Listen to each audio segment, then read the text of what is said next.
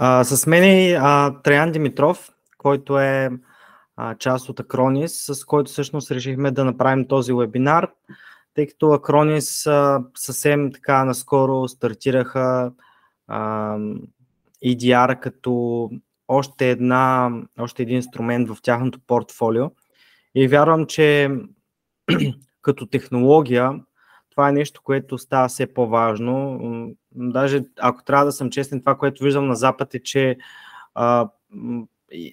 даже компаниите считат за съвсем естествено да имат EDR. Тоест EDR не е нещо, което е технология, която е твърде усъвършенствана или само големи компании от типа на институции или мултинационални организации, които имат. Напротив, това е вече стандарта за това как да предпазваш собствените си системи и как да следиш всяко едно устройство, за това да има нещо нетипично в поведението, в начина, по който действа или нещо съмнително може да има в устройството.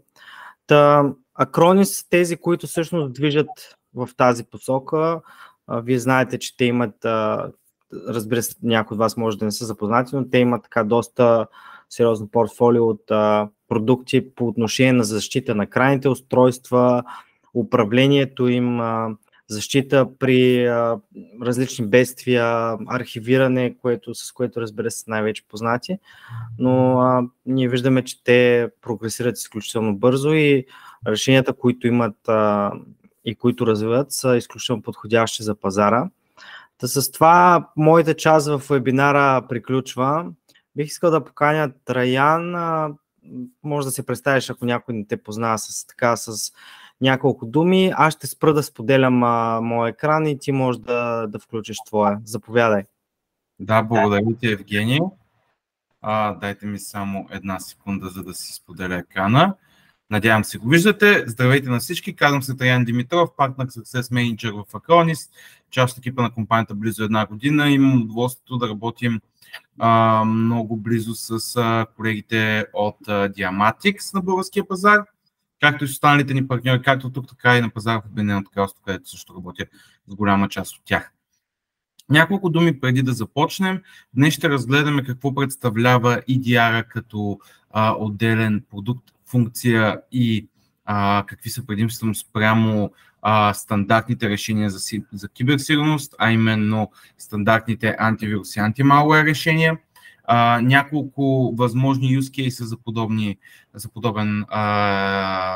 подобно решение като EDR, както и ще се опитам възможно най-разбираемо да обясня как работи и какво е значението му за съвременната среда на киберсигурността. Ако нямате допълнителни въпроси, ще започна. На първо време, какво представлява EDR? EDR е съкращение от Endpoint Detection and Response, т.е. разчитане и отговор при крайната точка. Това е платформа за сигурност, която работи с корелация на събитията и има възможността да идентифицира напреднали заплахи или атаки, които в момента се извършват и съответно да направи нещо по въпроса. Като според колегите от Gartner,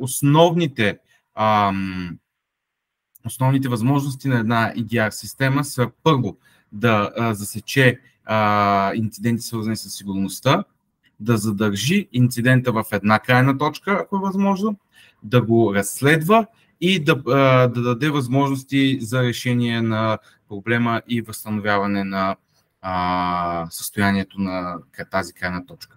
Ако мога да го обобщя по най-прост начин, EDR е система, която разглежда абсолютно всички процеси, които се случват с дадена крайна точка и прави корелацията дали на пръв поглед безобидни процеси, например логване в PowerShell, може да са част в фактически състав от началния стадий на една кибератака и да ги пресече още в началото, преди тя да е нанесла щети на системите на клиента. Каква е нуждата от подобно решение? На първо място, само напреднали системи за сигурност могат да спрат напреднали начини за атака. Над 60% от течовете по сигурността включват една или друга форма на хакинг. И средностатистически на организациите им отнема до 207 дни, което е близо 1/3 от годината, да видят къде е точно пробойната в системите им. Като това е нещо, което от една страна стандартните продукти за антивирус и антималуер не могат да помогнат, тъй като те разчитат на файлово базирани атаки, докато хакерството само по себе си понякога може да бъде без файлово. Също така е много важно за организациите да имат бърз поглед върху това къде е пробойната, тъй като ако една пробойна не бъде запушена своевременно, тя може да бъде използвана неколкократно от злонамерени актьори, които да проникнат в системите ви, за да източат информация или за да нанесат щети, които след това много трудно могат да се поправят. Общо взето, такава пробойна е неизбежна. Рано или късно всяка средно голяма организация се сблъска с подобно нещо и всеки трябва да бъде подготвен за това. Обикновено отнема 70 дни, за да се запуши дадена пробойна в системите за сигурност на даден клиент. И това отнема близо на средна стойност около над $4 милиона за дейта бричове в световен мащаб. Като според изследванията на Verizon и на IBM, над 76% от security и IT екипите имат проблем с това, че нямат общ поглед върху всички приложения и активи в дадена система, за да могат да отговорят правилно, защото имат поглед грануларно, само върху един или друг аспект на дадена система. За много клиенти, разбира се, нормативното съответствие е задължително, не само важно, но и задължително. Много съвременни регулации изискват различните фирми и организации да докладват за инциденти, свързани с сигурността в доста стриктен период от време. Например, според общия регламент за защита на личните данни, който е приложим в Европейския съюз, това са до 72 часа, подобно и с приложимото законодателство в други юрисдикции, като Щатите, Канада и така нататък. Също така, над 70% от тези пробойни в сигурността включват PII, лично идентифицирана информация, т.е. съставляват нарушения по правилата за защита на личните данни. И анализ след даден инцидент е изискуем, за да може да се подготви доклад съгласно целите на нормативното съответствие. За много организации това е трудно, защото, както споменахме по-рано, много често отнема изключително дълго време да се намери къде е проблема и какво е било засегнато от тази атака. И тук идва момента да разграничим как EDR защитава сравнено с стандартните антивирус и антималуер софтуери. Докато тук имаме тази таблица, която ни показва къде е антималуера и EDR. Антималуера ни защитава от атаки, които са с ниска до висока сложност. Говорим си за познат малуер, варианти на познат малуер, общо познатите така наречени exploit kits, които се продават в Dark Web и не само, phishing kits, т.е. атаки, които са на база phishing с поведенчески модел, exploit, т.е. скорошни пробойни и възможности за навлизане в системите, полиморфичен малуер, който е малуер, който изменя кода си така, че да бъде по-трудно засечен, както и обфускационни техники. Идеята е, че много от тези антивирусни антималуер решения работят с базиране, сканиране на сигнатурата, или с machine learning, или с изкуствен интелект базиран поведенчески анализ, анти-ransomware, анти-exploitation, филтриране на URL и patch management. Това са стандартните решения в подобни случаи. Такива, разбира се, ние предлагаме като част от нашия базов пакет, както от нашия Advanced Security пакет. Но нещото, което разграничава EDR, сравнено с стандартните антивирус и антималуер защити, е това, че той дава защита срещу така наречените Zero Day Exploits, т.е. атаки на нулевия ден при първа версия на даден пач или при нова версия на даден пач, при съвсем нови случаи на злонамерено действие, които все още не са в signature база данните, атаки без файлове, така наречения Living off the Land malware, който живее просто в дадена система без да засяга едно известно време, APT-та, както и повечето хакинг средства, които използват, например, прогони за достъп до системите на дадена организация. Като нали, с атаките, които са с по-голяма сложност, обикновено водят до по-голяма цена на тази атака, що се отнася до дадена организация или дружество, защото те успяват да стигнат до много повече данни и се задържат в системите по-дълго време. Тоест, злонамерените актьори имат възможност по-лесно и повече да достъпят до вашите данни. И тук сме изкарали в една много лесна табличка каква е разликата, за да можем да разграничим разликата между познатия антималуер и EDR. На първо място, що се отнася до фокуса на действие, антималуера е създаден за да блокира или предотврати дадена атака на познат лош актьор, било то файлове, процеси или методи на поведение. Докато EDR дава след инцидентно засичане и отговор на дадена атака, като той засича намерение, корелирайки серия от действия, които атакуващия агент извършва, за да бъде успешен при постигане на целта си. Що се отнася до видимостта в дадена атака, при антималуера имаме сравнително ниска видимост, тъй като то просто ти казва, че е станало нещо и че го е блокирал. Няма допълнителни данни за това каква е била атаката, откъде е влязал зловредният софтуер и така нататък. Докато при EDR си отговаряме основно на тези 4 въпроса.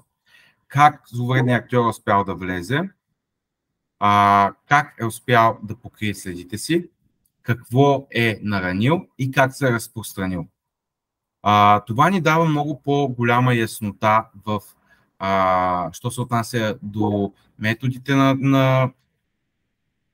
на действие на подобен софтуер, относно това какво този софтуер или атаката агитира, как може да бъде предотвратено в бъдеще и как да изградим системи, които са много по-устойчиви на атака, отколкото тези в момента. Що се отнася до възможностите за отговор,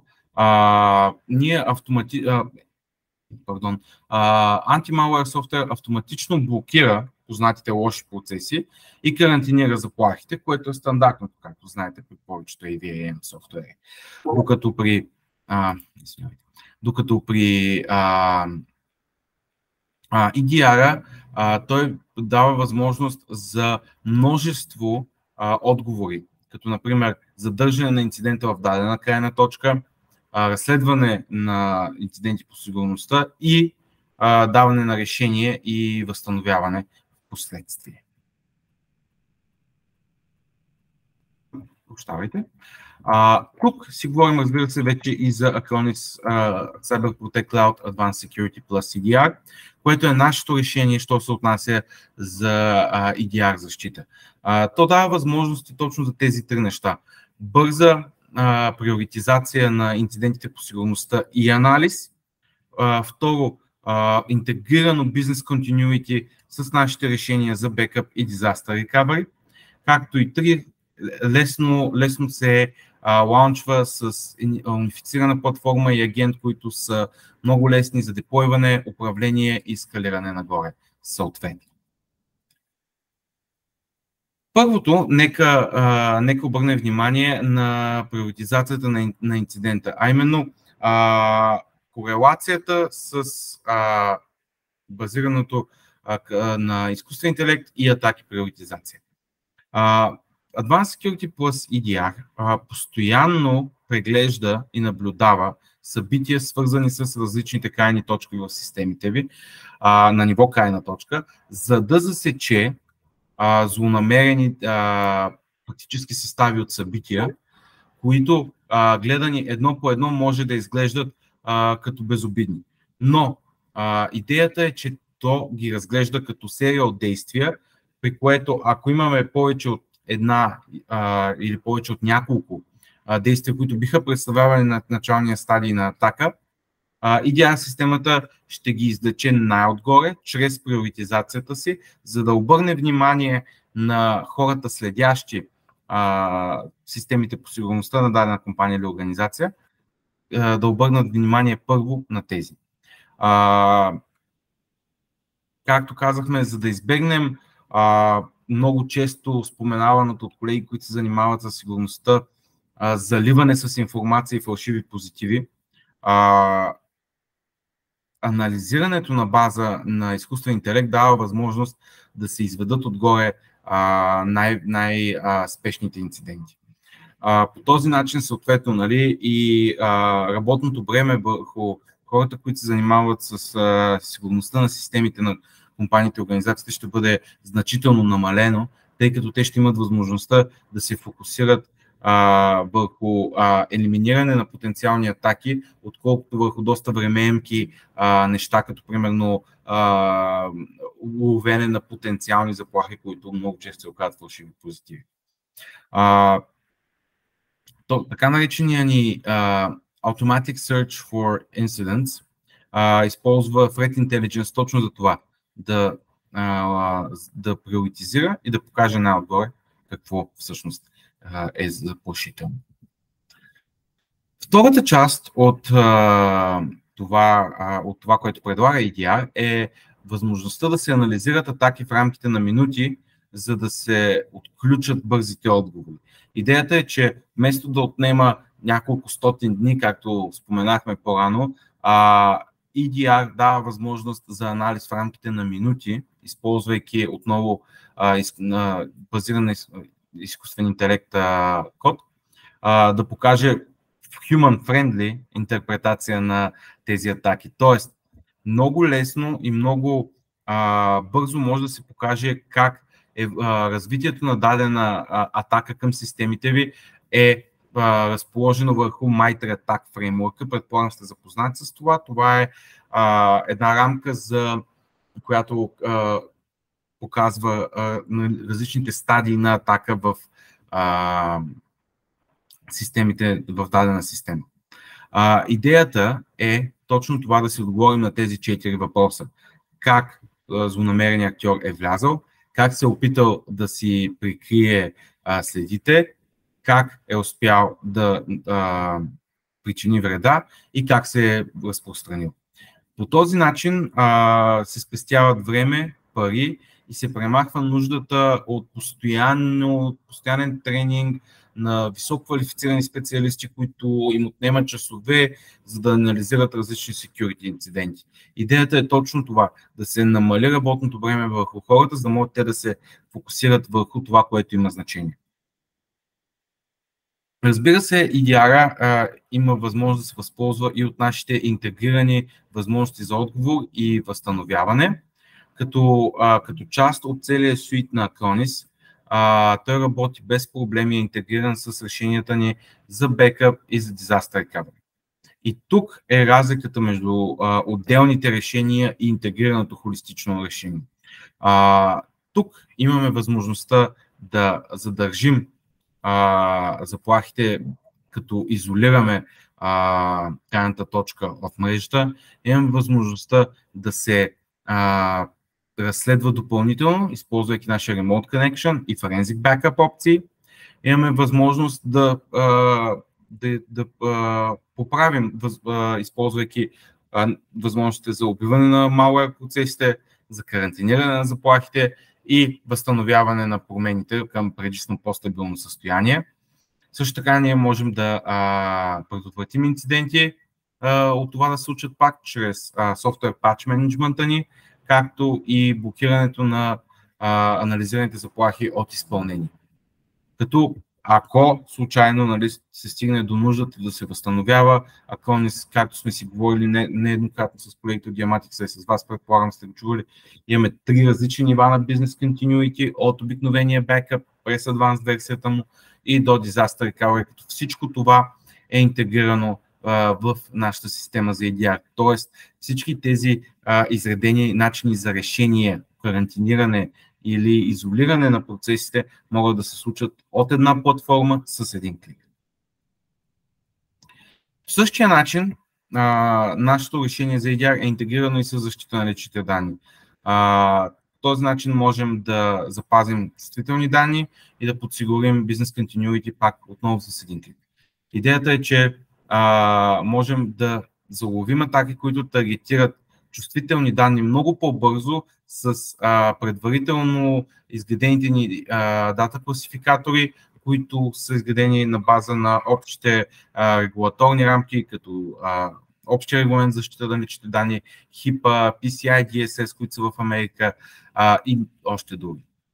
Идеята е отново, както казах преди малко, Business Continuity е подсигурено с възможно най-добрия бекъп и рекавари на над 20 различни типа крайни точки, включително автоматичен ransomware rollback, rollback на конкретни атаки, file и image level recovery, disaster recovery, което включва оркестрация и автоматизация на процесите по disaster recovery, защита на чувствителни данни по-активно, чрез и на тяхната експлоатация чрез локални устройства, както и защита на запаметените данни с AES-265 енкрипция и Safe Recovery възможност. Всички тези неща, които предполагам знаете от останалите ни продукти в Backup и Business Continuity частта. Какви са основните use case-ове на Advanced Security plus EDR? Първия е възможността да се засекат и блокират атаки преди да са направили пробойна в системите ви за сигурност. По този начин могат да се наблюдават и корелират събития на крайните точки и, както казахме по-рано, те излизат на едно място, приоритизирани от системата. Могат да се блокират сравнително често срещаните заплахи с нашата endpoint защита, която е печелила доста награди, както знаете, и възможността да се засекат напреднали заплахи и да се анализират в рамките на минути. Тоест, дори да сте изправени срещу много сложна и напреднала атака, вие можете отново да видите как тя се развива и да получите пълния анализ на това как, откъде, защо и какво е достигнала в рамките на минути. Втория use case, разбира се, е, че можем да направим отговор преди да са нанесени щети изобщо, защото имаме преинтегрирано възстановяване.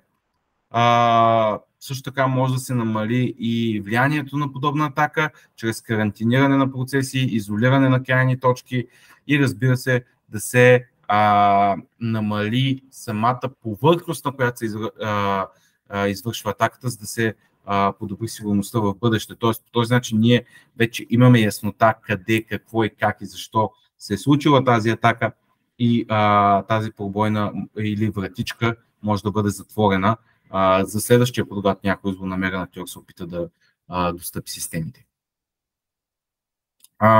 Разбира се, третия случай, както си говорихме преди малко, е, че дава възможност да се случват нещата в рамките на нормативното съответствие и един вид киберзастраховка, защото докладите за инцидентите върху всички крайни точки са базирани на MITRE ATT&CK рамката, която е стандарт в индустрията. По този начин се класифицира и чувствителните данни и forensics, т.е. разследващите данни, се събират в бекъпите за последващо разследване, ако има нужда или предоставяне като доклад до съответните юрисдикции, що се отнася за защита на личните данни.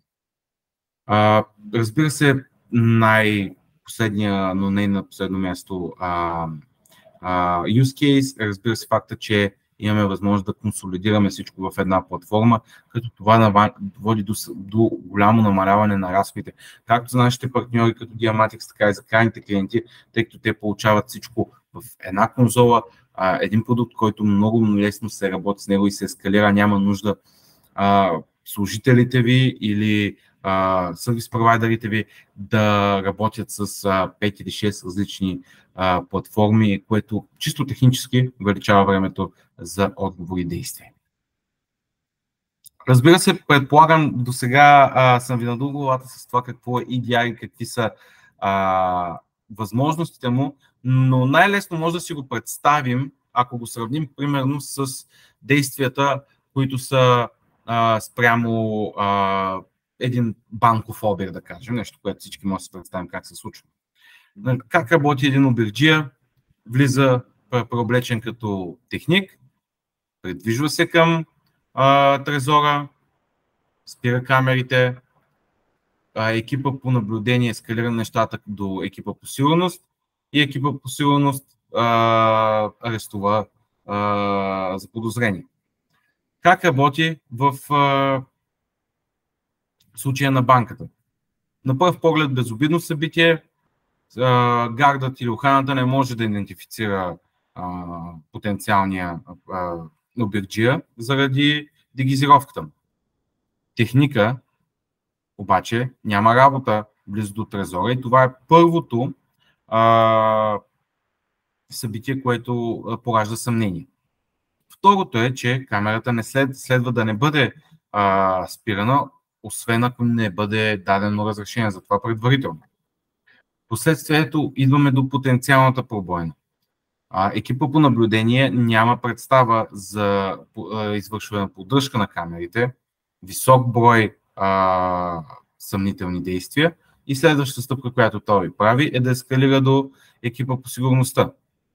Екипа по сигурността анализира и валидира пробойната и съответно екипа по сигурността поправя пробойните в процеса по поддръжката на камерите, например. Само техници с бекграунд чек могат да имат достъп до тях. По същия начин работи и EDR. На пръв поглед безобидното ни събитие, някой се е логнал в PowerShell, примерно. EDR го засича. Но имайте предвид, че антивирусното решение не засича това, тъй като няма матч в базата данни. Първо събитие, което е подозрително, EDR го записва. Второ събитие, което е подозрително, EDR се опитва да го корелира с други свързани събития, които могат да доведат до пробойна. Вече имаме потенциална пробойна, създава се инцидент и вашия сервис провайдер или вашия екип за сигурността могат да видят фактическия състав от действия, които са стигнали до там. Всяка стъпка от този фактически състав, който представлява тази потенциална атака, е обяснен, показвайки какво и как е направил злонамерения агент. И имате един отговор с един клик за всичко.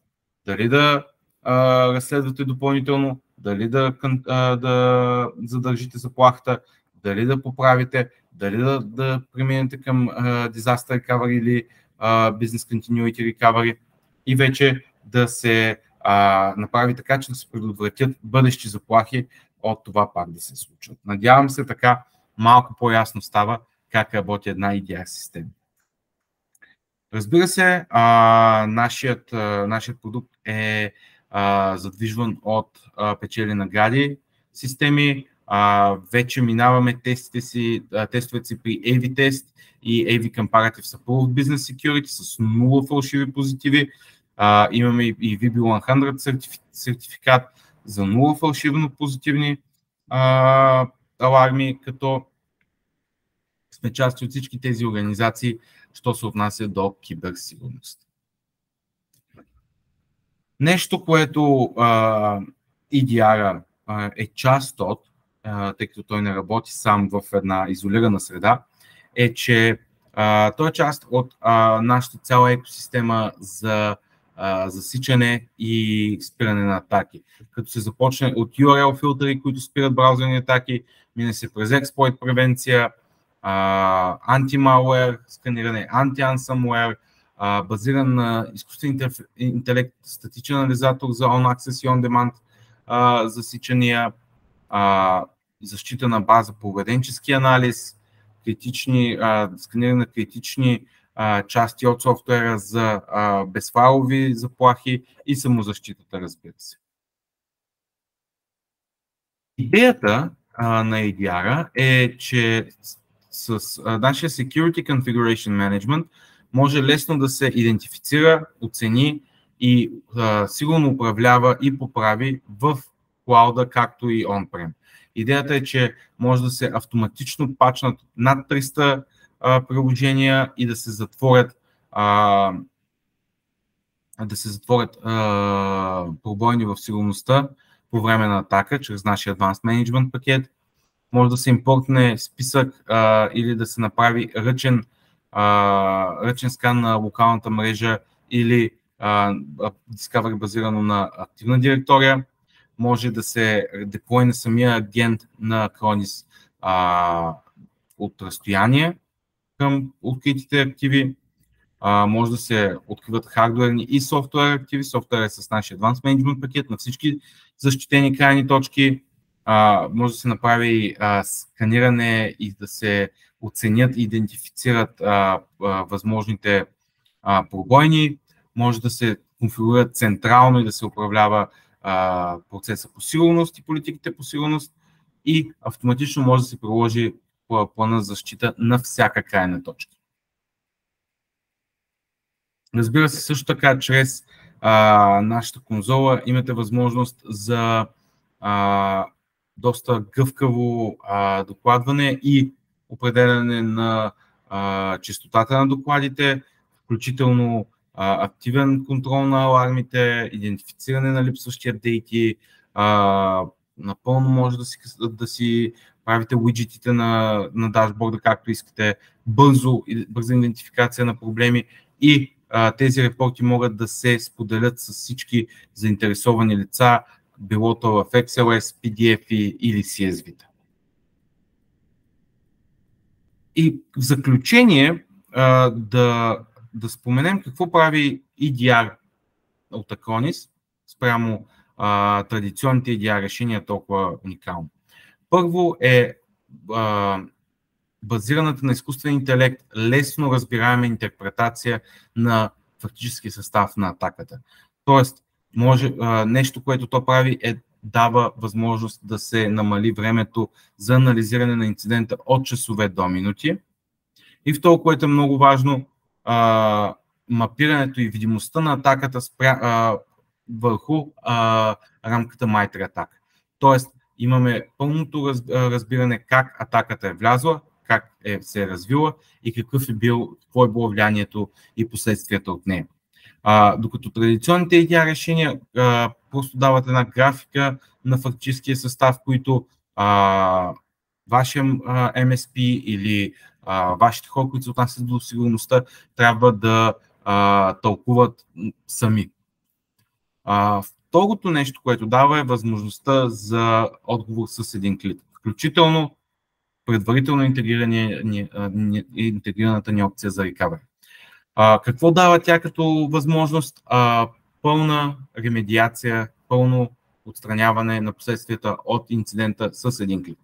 И възможността да се разследва, поправи, възстанови и да се затворят пробойни в сигурността чрез централизираната конзола. Докато при традиционните EDR системи имате доста основен и постен списък от възможности за възстановяване и имат нужда от трети продукти, които доста често са времеемки, що се отнася до интеграция и чисто извършване на действията. И трето, разбира се, консолидация с единна платформа и агент, т.е. какво дава тя? Намалява разходите, централизира и опростява управлението и може много бързо да бъде скейлната. Докато при неконсолидираните подобни продукти имате много решения, които се разпростират и със сигурност 4 или 5 или 6 или 7 конзоли, с които вашите служители трябва да се научат да работят. Имате много ресурсоемко управление и много ограничено scalability. Добре, това беше в общи линии от мен, що се отнася до Acronis Advanced Security Plus EDR, както и EDR като цяло. Оставам на среща, разбира се, за въпроси от ваша страна и бих искал да отворим за всякакви въпроси, които вие бихте имали. Благодаря ти, Траян, за това, че така доста интересно представи самото решение. За мен е изключително важно, разбира се, ако има някакви въпроси, може да ги пишете в чата долу в иконката. Изключително интересно това развитие, което всъщност претърпяват антивирусните програми, т.е. от идеята на това, че са базирани на така да се каже CVE-based, т.е. базирани на това, ако видят някаква марка или някаква отпечатък на определен вирус, то те вече разпознават го и съответно предприемат мерки да го спрат. Но колкото повече напредваме с технологиите и аз видях, че е включен в презентацията изкуствения интелект като основен елемент на EDR-а, т.е. използването на изкуствения интелект за това да разпознаеш какво всъщност може да се случи, тъй като стават все по-креативни за добро или за лошо, стават все по-креативни хакерите и групировките.